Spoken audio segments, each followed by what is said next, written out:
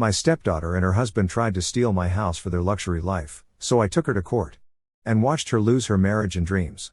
I guess I should start with how things were before all this nonsense began. I met Laura, my late wife, about 30-something years ago, and she already had a little girl named Sarah.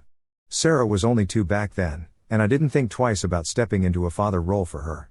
Laura and I didn't have kids together, but that didn't make Sarah any less my kid. I loved her like my own, and when Laura passed away in that accident, it felt like my whole world flipped upside down. Sarah was just a teenager at that time, but even then, I knew I'd do whatever it took to keep her safe and secure. I worked as a high school English teacher, which didn't exactly make me rich, but it was steady, and I loved the work. Laura used to joke that I had the patience of a saint, and honestly, being an only parent after she passed meant I'd need every ounce of it. Those first few years after losing Laura were tough, but Sarah and I got through them together. She'd help me in the kitchen, we'd watch movies, go camping. It wasn't easy, but we made it work. Sarah was bright too.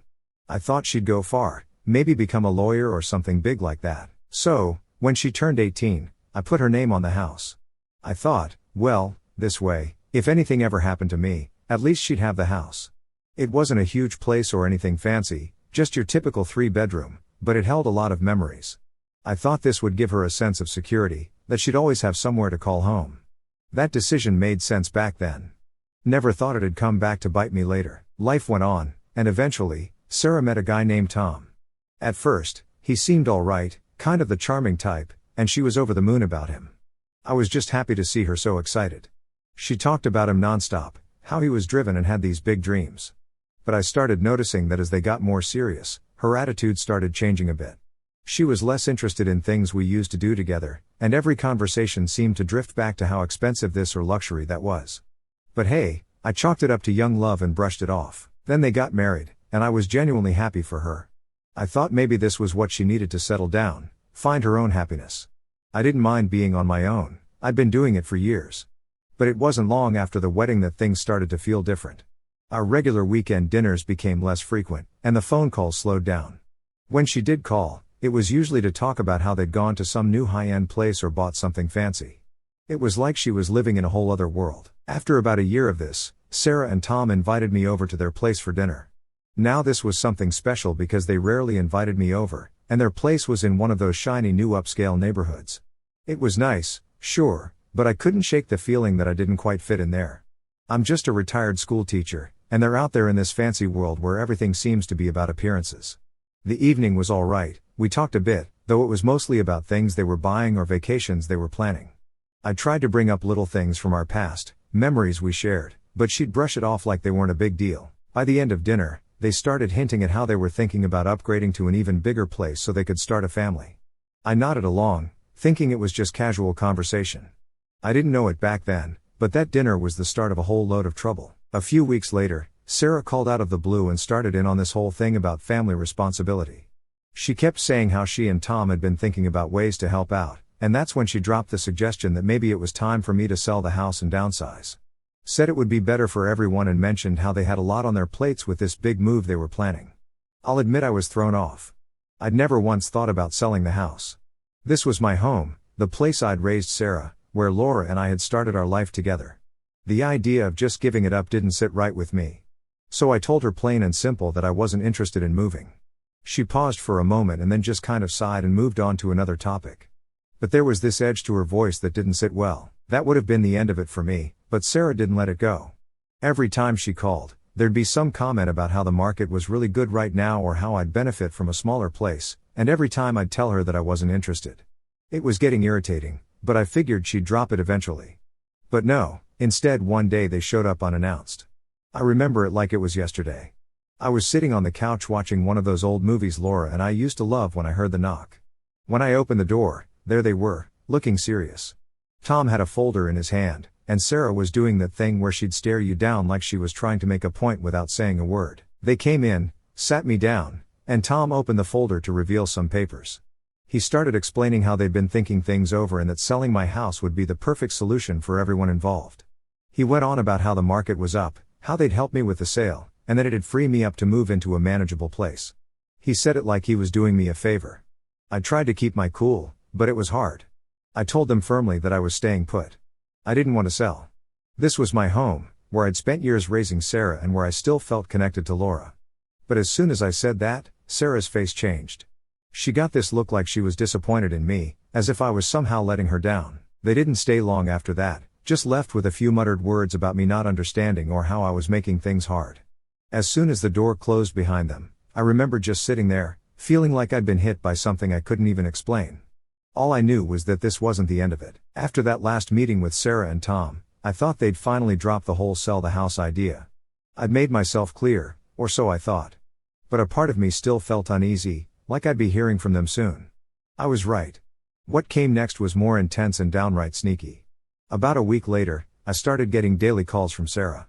She'd start off with small talk, but it wouldn't take long before she'd slide back into the same old conversation about my retirement needs and how a smaller place would suit me better. She'd rattle on about how downsizing was just part of moving on and that I needed to think about the future, my future. I was fine, but she'd keep hinting, almost like she was trying to wear me down. Then one afternoon, she decided to bring Tom along. They showed up unannounced again, knocking on the door like it was just another family visit. I answered, already bracing myself for whatever new angle they were about to pitch. Sure enough, they came in with the same energy as last time, but this time Tom was ready to go full sales mode. He had a list of reasons why I should sell, down to the benefits of moving in with them while I still can. They talked as if they were concerned for me, but the way they went on, I could tell their interest wasn't exactly in my well-being. They were all smiles and nods, acting as if they were doing me some big favor by taking me in. And then Tom dropped a new line: "You wouldn't have to worry about upkeep anymore. Imagine a life where you don't have to lift a finger." That's when it hit me. They were framing this whole thing as if I was this frail, helpless person who needed them to survive. They were trying to turn me into a burden that needed taken care of, to make it sound like I needed their help. I held my ground, repeating that I wasn't interested in selling the house. This place was my home, the only home I'd known since Sarah was little. But the moment I said that, the friendly act dropped a bit. Tom sighed, looking at Sarah like I was just being stubborn. Sarah crossed her arms and gave me this look like she was the one who was disappointed. "Dad, you're not being reasonable," she said, her voice dipping into the serious, almost lecturing tone. "You've done so much on your own, but maybe it's time to let go and let us help." I told them I appreciated the offer but wasn't budging. They stayed a few minutes longer, the whole mood feeling tenser than it had ever been between us. I'll admit, seeing Sarah look at me like I was a burden hurt, but I wasn't about to give in just because they were annoyed with me. They left after a few more forced smiles and polite farewells, but the whole encounter left a bad taste in my mouth. I sat there replaying it in my head, wondering why Sarah was acting this way. This wasn't the same kid I'd raised, the one who'd stayed up with me after her mom passed, sharing stories and memories to keep Laura's spirit alive. The way she looked at me today, it was like she saw me as some old man who was in the way. It felt wrong, like I was losing her somehow. A few days later, things escalated. I was out front watering the garden when a real estate agent showed up. She came right up to me, clipboard in hand, all smiles, and introduced herself. "Mr. Williams, right? Sarah asked me to come by and discuss some options with you for listing your property. I understand you're looking to sell." I felt my stomach drop. I hadn't called any real estate agent, hadn't even considered selling. I told her I had no idea what she was talking about, but she just looked confused. "Oh, I must have misunderstood. Sarah made it sound like this was a done deal," she replied, still cheerful but clearly thrown off by my reaction. She handed me her card, mumbled something about contacting her if I changed my mind, and headed back to her car. That night, I called Sarah. I didn't want to jump to conclusions, but it was time for some clear answers. She picked up, sounding surprised to hear from me. I cut right to the point and asked her why a real estate agent was coming to my house talking about listing it. There was a long pause before she finally replied, her voice calm but with this strange edge to it. "Dad, we're just trying to help you move forward. It's not like you're going to live there forever, right?" That stung, hearing it put so bluntly. I told her that my future was my decision and that I didn't need her or Tom pushing their plans on me. She sighed this heavy, almost frustrated sound and muttered something about being difficult. Then she said something that stuck with me: "Dad, don't make this harder than it has to be." That's when I knew this was more than just a suggestion from them. They were serious about pushing me out. I ended the call quickly, needing some space to just process it all. But Sarah didn't stop. The next week, she started bringing up all these safety concerns whenever we talked. She'd say things like, "Dad, you're getting older, and that house is a lot for you to handle, or wouldn't it be nice to have someone close by in case something happened?" She started painting this picture of me as a helpless old man living alone and struggling, Like I couldn't manage on my own. It was as if she was trying to create a problem where there wasn't one, just to make her case stronger. One morning, I even caught Tom poking around my garage when he thought I wasn't home. He acted surprised when I walked in and asked what he was doing, claiming he was just checking out some things, but he left in a hurry after that. The whole thing was getting strange and unsettling. I felt like a stranger in my own home, like they were circling around waiting for me to give in. The worst part, I started feeling paranoid, second-guessing everything. I'd catch myself looking over my shoulder whenever I saw them, wondering if they were plotting something new. I'd never felt that way around Sarah before. She was supposed to be my family, my daughter, but this whole thing was making me question everything. I kept thinking back to when she was younger, remembering the little girl who'd come running to me when she had a bad day, who used to sit with me for hours talking about life and dreams. But now she was looking at me like I was a burden, like I was just in the way. I didn't want to believe that she could be so manipulative, but the signs were there. This wasn't just a casual suggestion anymore. She and Tom had a plan, and I was smack in the middle of it, like some piece on their chessboard. That night, I stayed up staring at the ceiling, wondering what was going to come next.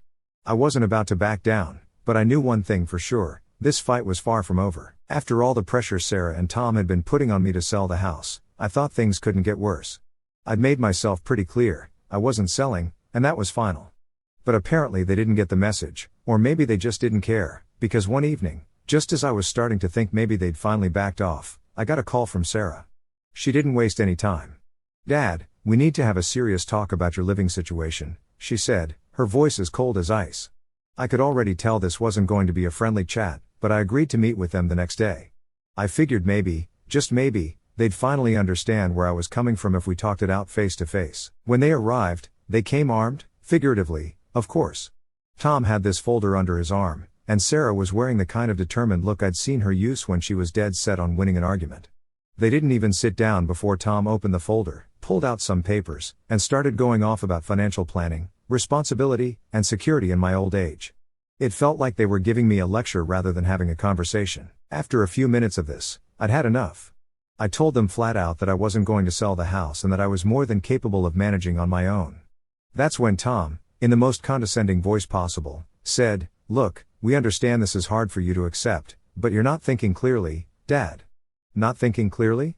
I repeated, trying not to blow up right then and there. I couldn't believe what I was hearing. They were treating me like I was some frail, senile old man who didn't know what was best for himself. I wasn't going to let them bulldoze me, so I told them once again that I was staying put. But instead of backing down, Sarah's face twisted into a look I'd never seen before. She leaned forward and said, "If you can't make a smart decision here, then we'll have to do it for you." Her tone was dead serious, like she was actually threatening me. That's when Tom slid a piece of paper across the table, a written offer to sell the house. He explained that they'd already had the property informally appraised and had found buyers interested in making a quick deal. He said that with the current market, we'd be crazy not to sell now. I told him I wasn't interested in selling, no matter what offers they had lined up. Then Sarah dropped the real bomb. "Dad," she said, her voice almost rehearsed, "this isn't just about you. Tom and I have a chance to buy a new home, but we need a bit more for the down payment. You'd be helping us start our family, and in return, you'd have a place to live where you wouldn't be alone." That's when it all clicked.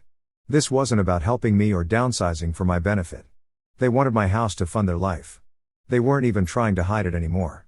All that talk about me being alone or struggling with upkeep, it was just fluff to get what they wanted. They wanted to sell my home, pocket the cash, and then stick me in a guest room at their place so they could keep an eye on me. I pushed the offer sheet back toward them and told them, "This is my house, where I raised you, Sarah, where I lived with your mother. I'm not giving it up for your plans," she snapped, and her voice went cold. "Fine, if that's how you feel," she said, crossing her arms, "but just remember, you put me on the deed, so it's my house too. Legally, I have the right to make decisions here." She was leaning into the fact that I'd put her name on the deed all those years ago, back when I thought it would protect her future. I never imagined she'd use it against me like this. I stood up, not wanting to listen to any more of their demands, but Sarah kept talking. "Dad, think about it. Do you really want this kind of stress at your age? Moving in with us would take all that pressure off, and you'd be part of our lives. You'd be able to help with your future grandchildren." I couldn't believe what I was hearing. They were trying to guilt trip me now, dangling the idea of a family in front of me as some sort of prize I'd get if I just did what they wanted. But I was done playing their game. I told them I wasn't selling, that my decision was final, and that if they couldn't accept that, Then they could leave. Tom, sensing that they weren't getting anywhere, stood up and gave me this fake sympathetic look. "All right, well, think about it, okay?" he said, trying to sound all reasonable. But I knew this wasn't over for them. The way they looked at me, I knew they'd be back, and probably with even more pressure. They left, and the house finally felt like mine again, at least for a little while. But I couldn't shake this nagging feeling that this was just the beginning of something worse. I'd seen that look in Sarah's eyes before. She was determined.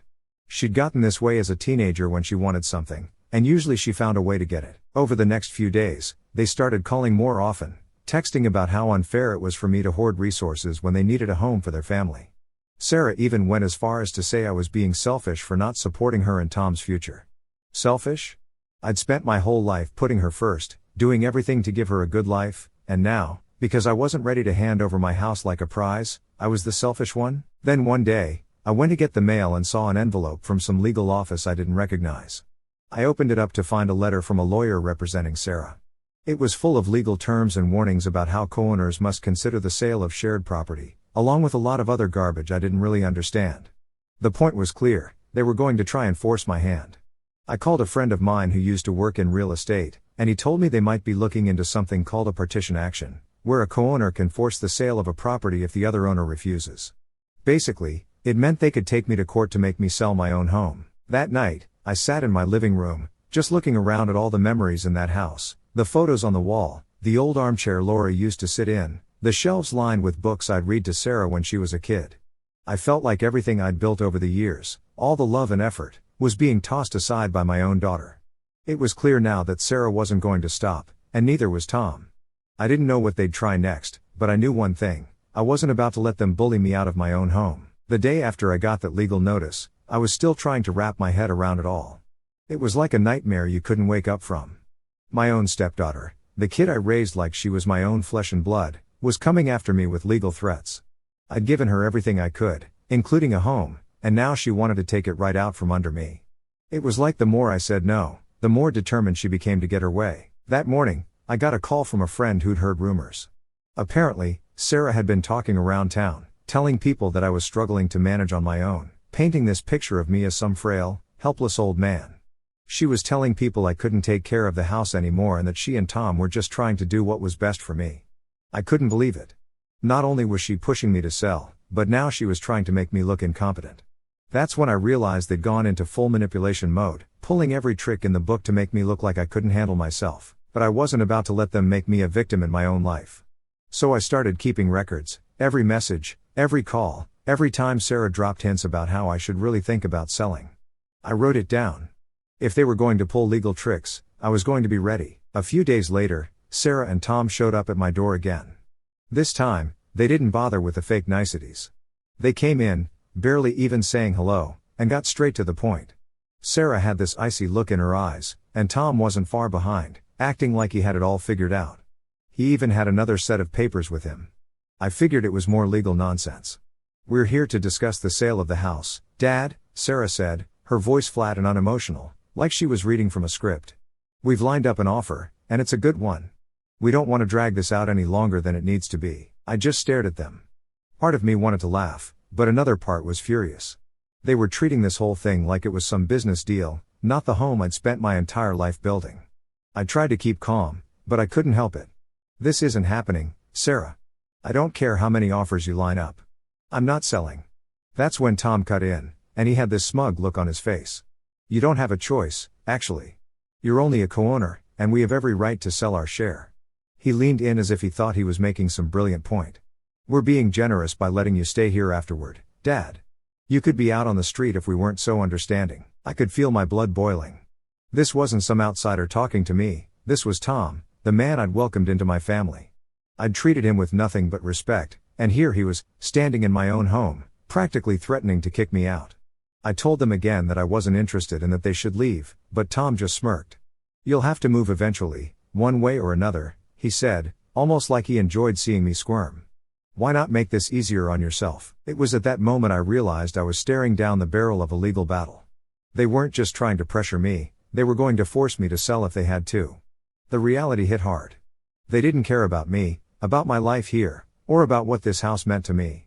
All they saw was a dollar sign. After they left, I sat alone in the living room, thinking about everything, all the years I'd spent building this place, the memories with Laura, raising Sarah. And now it was being reduced to a fight over money. It wasn't just about the house anymore, it was about dignity, about standing up for myself.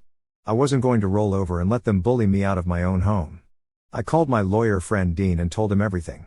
He listened quietly, and when I was done, he said, "We have a fight on our hands, but don't worry. We're going to make sure they don't walk all over you." Hearing him say that gave me a sense of relief. Dean wasn't just my lawyer, he was someone who knew me, who knew what I'd gone through to build my life. He wasn't going to let them push me around. The next day, Dean filed a motion to prevent the sale of the house without my consent, and that's when things really started to heat up. Sarah and Tom found out pretty quick, and as you can guess, they weren't happy.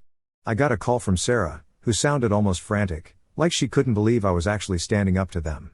"Dad, why are you doing this?" she demanded. "We're only trying to help you, and you're making everything harder." "Help me?" I replied, unable to keep the sarcasm out of my voice. "How is trying to force me out of my home helping me, Sarah?" She went quiet, probably not expecting me to throw her own words back at her, but then she started in on the guilt trips. She said that Tom and she needed the money to start their life together, that I was being selfish by holding on to a house that I didn't even need. She made it sound like I was some greedy old man clinging to his possessions instead of a father trying to protect his home. I told her I'd heard enough and hung up. I wasn't going to let her twist this around. I knew what they were doing, and I wasn't falling for it. Over the next few days, they kept calling, trying different tactics each time. Sometimes they'd act hurt, sometimes they'd be downright nasty. It was like they couldn't decide whether to manipulate me with kindness or intimidate me with threats. Then one afternoon, I noticed a for sale sign staked into my front yard. I was furious. I stormed out there, ripped it out, and threw it in the trash. But it didn't end there. Sarah and Tom started coming over with realtors, acting like they had every right to show people around my house. They walked potential buyers through the place as if I wasn't even there, like I was invisible. I remember standing in the hallway one time, watching a family walk through the rooms, admiring the layout, the backyard, the living room. It felt surreal, like I was watching strangers pick apart my life piece by piece. I couldn't stand it. I told them all to get out, that this was my home and I wasn't selling. But Sarah just rolled her eyes and told me I was being unreasonable. Tom, meanwhile, looked at me like I was an obstacle, something he just needed to get rid of. After they left, I felt drained, like they'd taken some part of me with them. At that point, I realized this wasn't just a disagreement anymore. They were set on taking this house, no matter what it took. But I wasn't going down without a fight. I'd raised Sarah, given her everything, and if she thought she could just waltz in here and take what was mine, she had another thing coming. This was my home, and I was prepared to do whatever it took to keep it. After everything Sarah and Tom had pulled to try and force me out of my home, it finally reached the point where we were facing each other in court. They'd thrown every trick they could think of to break me down, slapping a for sale sign on my yard, showing my house to strangers, parading around town claiming I was too old and incompetent to manage my own affairs. They thought they'd cornered me, but I wasn't about to give up without a fight. When the court day came, they walked in like they'd already won. Tom had on his smug grin, and Sarah wouldn't even look me in the eye. Their high-priced lawyer, looking way too polished, was all set to argue that they were simply acting in my best interest and helping a struggling family member transition to a more suitable living arrangement. It was twisted, the way they'd warped everything to make it sound like they were doing me a favor, but they'd underestimated just how much I'd prepared. Dean, my lawyer, had spent countless hours with me, gathering every message, call log, and piece of evidence I could provide. He'd helped me put together a full record of their harassment, the texts from Sarah saying I was being selfish, the real estate listings I'd caught online without my consent, the photos I'd taken of them touring strangers through my home, and the affidavits from neighbors who'd seen how they'd tried to paint me as a feeble old man who couldn't manage on his own. When it was my turn to present, Dean laid out everything. He began by showing that Sarah and Tom's concern for my well-being was nothing but a cover-up for their own greed. He read aloud some of Sarah's messages, particularly the ones where she'd blatantly guilt-tripped me about helping them start a family and giving up on the past. The judge's face didn't show much at first, but I could tell he was paying close attention. Then Dean went on to talk about their unauthorized open houses. He showed photos of strangers they'd brought into my home without my permission, people who'd wandered through the rooms I'd lived in for decades as if they were walking through an empty showroom. Dean argued that this wasn't just disrespectful, it was a blatant invasion of my privacy. At that point, the judge's brow furrowed, and Sarah looked down, clearly uncomfortable. Tom, on the other hand, kept glancing at his lawyer as if he thought he'd find some way out of this mess. But the real turning point came when Dean brought up the legal notice they'd filed. He pointed out that Sarah and Tom had gone as far as pursuing a partition action to force the sale of the home, essentially trying to strip me of my rights as a co-owner without even attempting to find a compromise. Dean highlighted that this move wasn't about my well-being or helping me downsize for my own good, as they claimed. No, this was a calculated attempt to liquidate the property so they could cash in on it, regardless of my wishes. The judge looked over the evidence carefully, and as the hearing went on, I could see his expression start to change. It was like he could finally see through their thin excuses, and the reality of their intentions was all laid out for everyone to see. By the end of it, it was clear they'd crossed lines. They weren't just acting out of concern for me, they were manipulating the situation for personal gain, and they were ruthless about it. In his ruling, the judge stated plainly that Sarah and Tom's actions were a clear violation of my rights as a co-owner and primary resident. He said that their tactics were coercive and without genuine concern for my well-being, and that their unauthorized actions showed a lack of respect for my autonomy and privacy. He ruled firmly in my favor, upholding my right to remain in my home without interference from either of them. On top of that, he ordered them to cover my legal fees, noting that their harassment had been intentional and abusive. The moment that judgment was delivered, I could see the shock on their faces. Sarah looked like she'd been slapped, and Tom's smug grin vanished.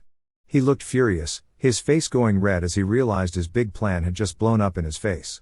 Their lawyer scrambled to save face, but it was too late. The judge's decision was final, and they'd lost. After that, things went downhill for them fast.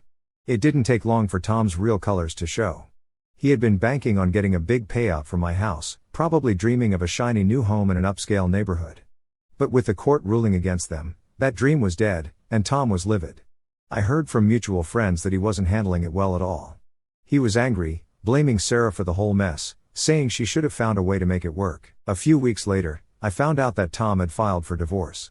He'd packed up his things and left, leaving Sarah on her own. Without the promise of a big payout, he had no interest in staying. Apparently, the reality of not getting his hands on my house and the money he'd been counting on was enough for him to call it quits. Sarah's dream life had crumbled before her eyes, all because she and Tom had tried to take something that didn't belong to them. Then one evening, not long after I'd heard about their split, I got a knock on my door. I opened it to find Sarah standing there, looking like a shadow of the person I'd raised. Her face was pale, her eyes red from crying, and her shoulders were slumped like she'd just lost everything. She looked up at me, barely able to hold my gaze. "Dad, I messed up," she whispered. "I don't know what I was thinking. I lost everything, Tom, the house, everything. I just wanted to come home." For a second, I didn't know what to say. This was the same girl I'd once stayed up all night with, the same girl I'd raised and tried to protect all those years. And yet, she'd tried to throw me out of my own home. She'd looked at me like I was just an obstacle to her dream life. And now here she was, standing on my doorstep, asking for a second chance. I took a deep breath, feeling a mix of sadness and resolve. "Sarah, I'm sorry for everything you're going through, but you brought this on yourself. I gave you a home, a family, and all you wanted was to take it for yourself. You didn't think twice about what it would cost me." She started to cry, reaching out like she was going to hug me, but I took a step back. "I think it's time you find your own way, Sarah. You made your choices, now it's time to live with them." I closed the door gently but firmly, watching as she stood there, her face crumpling as reality sank in.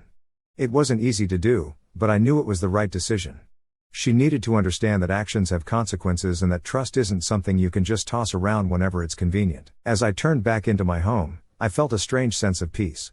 I still had my house, my memories, and my dignity.